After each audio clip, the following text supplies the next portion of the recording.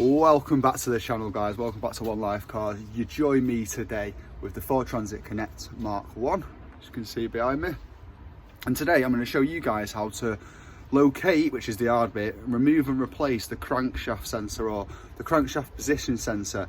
The two of these sensors, don't get confused, a camshaft sensor, which is higher up somewhere on the top of the engine to monitor the camshaft rotations, or the crankshaft sensor, which is the one at the bottom. Now, if you've got a bad starter, normally it's crankshaft. Sometimes they literally won't start at all. You turn your ignition on and all the electrics will come on, but it won't turn over. This is because when the sensors go, they can't send a signal back to the ECU telling it what position the crankshaft's in. So for the safety of the engine, it just won't try and start. So you don't hit any valves, things like that. So you join me at the front of the van now. As you can see, I've got it on the ramps. If you're jacking it up, make sure you put axle stands under the van. I forgot to say this in one video and I got grilled for it. So guys, if you're jacking the van up, support it with something else. Don't leave it on the jack, it's dangerous, but it's common sense, come on. So anyway, we're on the ramps. I don't need to put axle stands on the ramps because it's not going to go anywhere. The back wheels are chocked as well, so we can't roll back. And I'm going to get underneath it. So what you want to do is you want to sort of go under the front on your back and look straight up.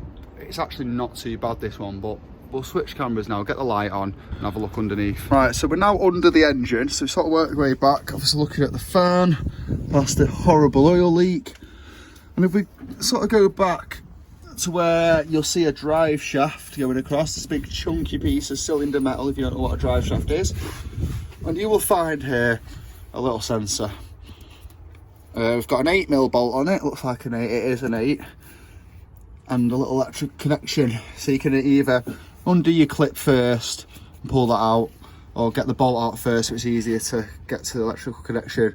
Now they might be a bit tight to get in and out, especially if they've been here for a long time, so just be gentle with it. Sometimes you do break the old ones getting them out, and the new one will just pop back in, but I'll whip this out now and I'll show you anyway, just so you know what you're doing.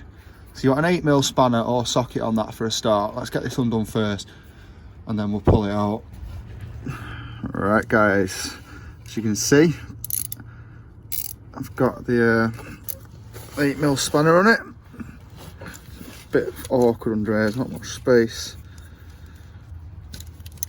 Dead easy that, not very tight at all.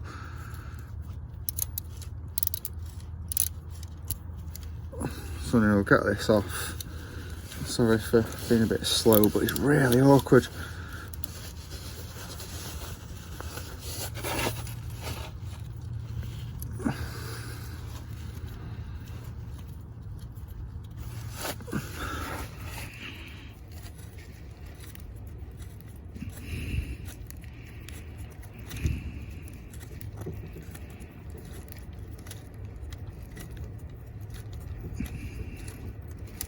Let's get the bolt out like so. And then on this particular one, it's nice and smooth. It comes straight out just like that. Straight away.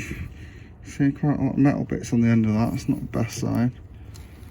I'll give it a little clean if you want, or most of the time you'll be doing this job if you're replacing it for a new one. So, I'm going to put this one back in for the purpose of the video. I've given it a little clean up.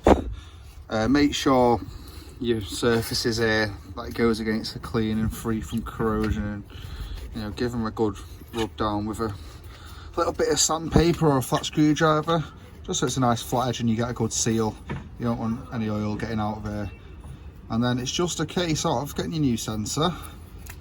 And obviously you've got two holes here. The bigger one of the two is for the sensor. Like so. All the electrics for right now, and then we'll slide it back in gently. It should go in nice and easy like that, and then we can just put our 8mm bolt back in. If we can find where it's just rolled to. Make sure you put some bolts somewhere safe and you don't lose them like I just have.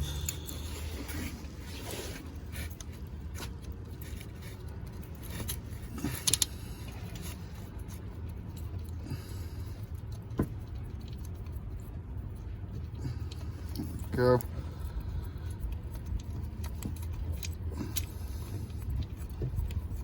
Get that roughly in. Now when you tighten it up, don't overdo it, just give it a nip with the ratchet.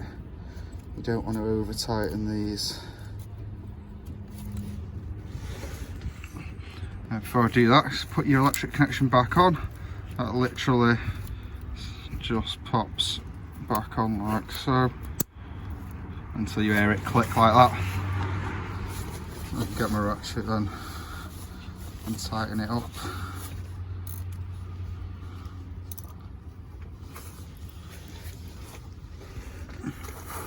Obviously it's a lot easier when you're using two hands and not trying to film it. So just a good nip like that will be fine. And that's your crank sensor back in. And that, guys, is how to remove and replace the crankshaft position sensor on the Ford Transit Connect Mark 1.